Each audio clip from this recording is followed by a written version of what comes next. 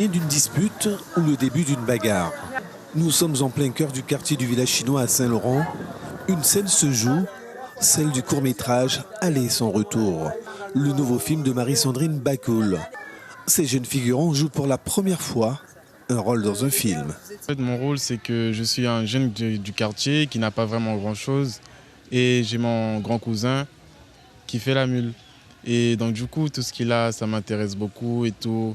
Et donc du coup, dans ma tête, je me demande si je le fais, est-ce que j'aurai la même chose que lui et tout. Et voilà quoi, ça m'aurait bien intéressé.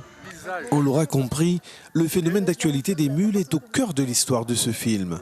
Ces jeunes figurants espèrent, en participant à ce court-métrage, briser les rêves des ados piégés par l'argent facile de la drogue, mais aussi... Pour moi, c'est un moyen de pouvoir sensibiliser les autres jeunes, de pouvoir comprendre qu'est-ce que c'est les conséquences de faire à la mule tout ce qui est drogue.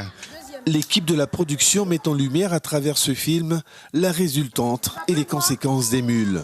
Le film parle essentiellement d'un jeune qui s'appelle Andy et qui voit son cousin revenir de l'Hexagone, et bien évidemment avec tout un tas d'objets, de t-shirts, d'objets de luxe, enfin de sacs, de vêtements, d'habits.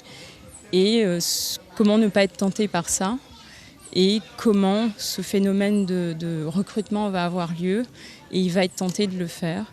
Avec une dizaine de films à son actif, la réalisatrice guyanaise tourne pour une première à Saint-Laurent-du-Maroni avec des jeunes acteurs en herbe, tous originaires du bassin de l'Ouest. La première chose que je constate, c'est que ce sont des jeunes qui ont du talent, qui n'ont jamais pris de cours de théâtre ni de comédie et qui jouent très bien.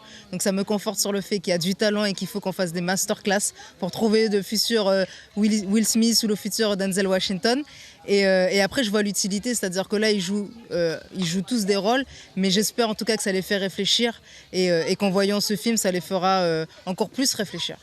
La sortie du film est prévue dans quelques mois pour être présentée au public au premier trimestre 2020.